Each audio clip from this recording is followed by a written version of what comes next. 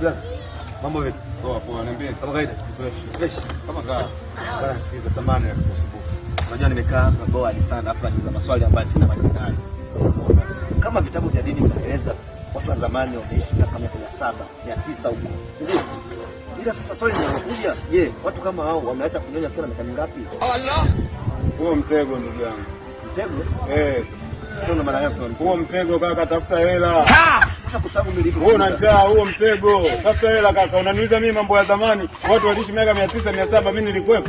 Tafuta hela bwana kaka bwana. Wewe nimefanya vibaya jamani. Bwana wewe.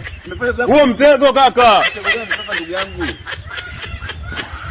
Sasa mtu namuuliza tu, anijibu anasema mtego maana yake nini? Sasa ndio watu wengine.